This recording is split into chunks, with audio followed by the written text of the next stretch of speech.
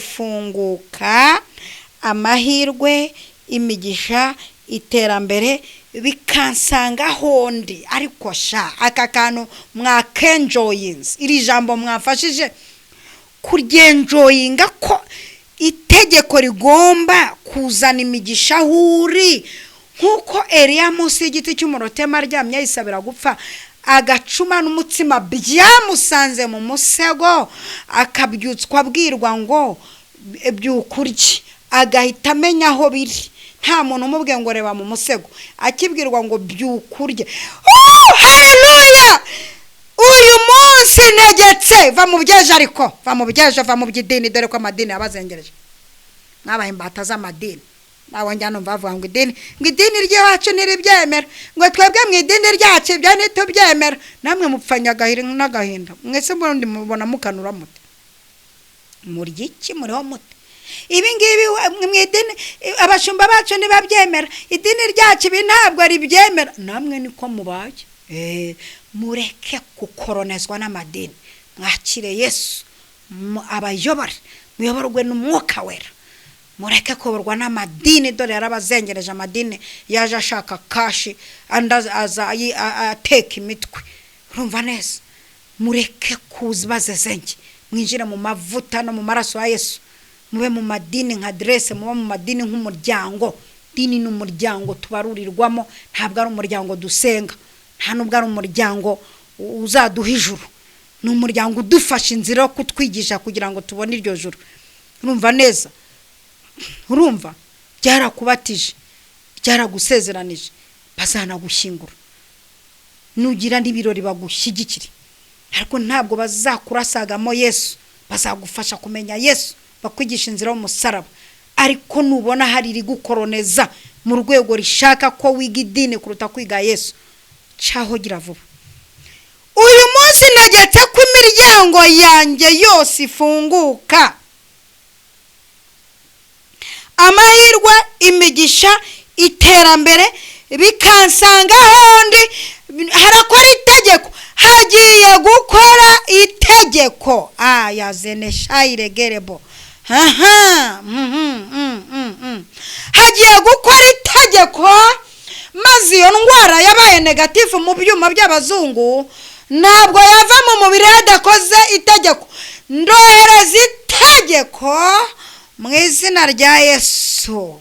Yesu mu ijambo rivuga ngo yohereza umwuka bikaremwa ndohereza itegeko muri eterisi yawe umwana ajyemo ndohereza itegeko ikidahari kibeho ategeke. Aleluya! komeza ugeza muri iyo njyana umuntu wese haratangira senge tangira usenge tugiye gusenga ngiye kohereza itegeko tangira nawe ugira ahantu nka 6 cyangwa 8 cyangwa 10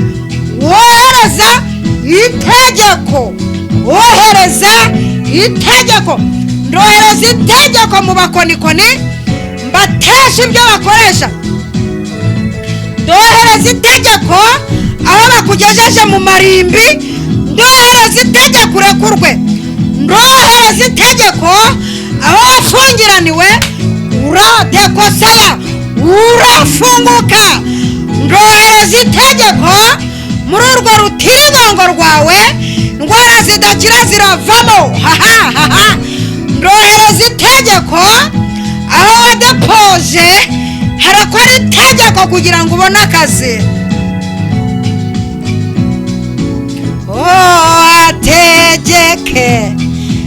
ategeke ubwire Yesu azabitegeke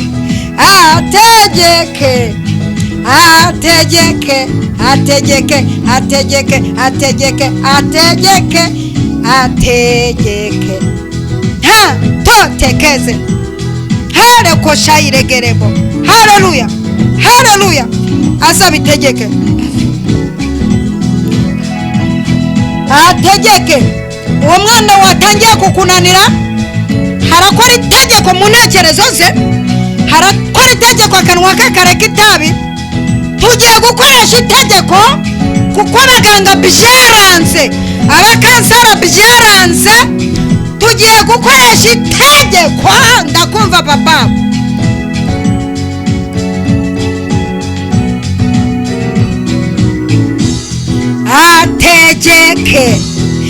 Ategeke ubwire Yesu azabitegeke. Ategeke ingingo zawe, ategeke akazi kawe, ategeke ubwire Yesu aze ategeke. Ataware mwambie Yesu aze ataware.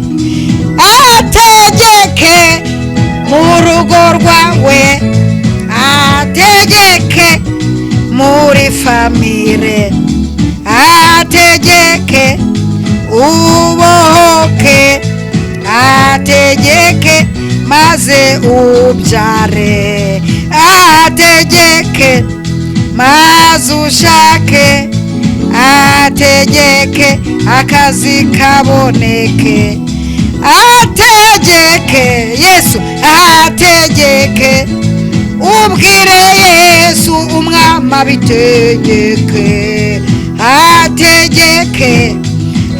Ategeke ubwire Yesu umwami ategeke. Ndashaka kohereza itegeko ku maboko yose yafashe ibyawe, ukaba umaze iminsi urwana n'isezerano ridasohora, ukaba umaze iminsi urwana n'abantu barifashe. Impamvu ridasohora bitewe n'abantu babifashe. Ndashaka kohereza itegeko ku maboko yafashe ibyawe birekure. Vuga ngo haleluya, tena haleluya. Ndohereza itegeko ahantu ibyawe bizafungiraniwe, aho abamedi n'abaperesi babifashe. Turohereza itegeko mu izina rya Yesu. Turohereza itegeko aho iriya dosiye yawe iri.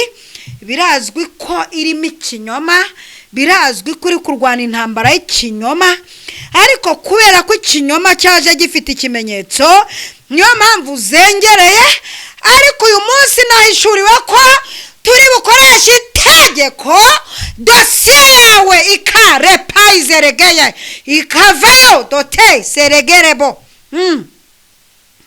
Uri kurwana n'urubanza baguze, barakuguze, bagura n'umwavoka wawe, uri mu kigare, barimo baragushyirishamo ntabyo uzi, warurase, waruswase, waruriganijwe, ariko hamanutse itegeko rivuguruza abaguze n'abaguzwe.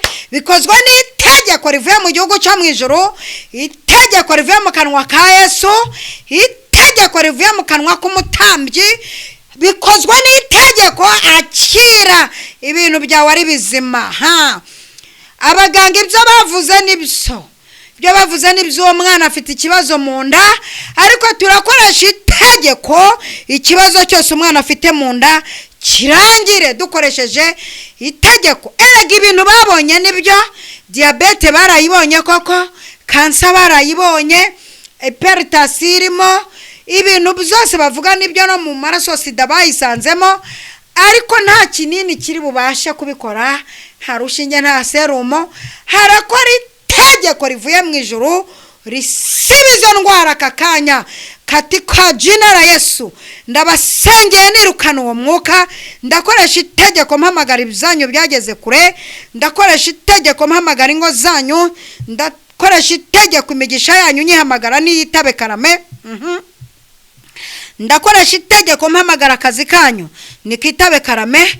Ndakoresha itegeko tote eresaideke, harakora itakosha ya rigerebo, harakora itegeko toteke tezedekeye, kugira ngo ubone ino visa. Nta kintu na kimwe kiguhesha, nta mafaranga kuri konte, nta mitungo, nta byangombwa bihagije, ariko ndakoresha itegeko nkomveka ino visa kuyakira.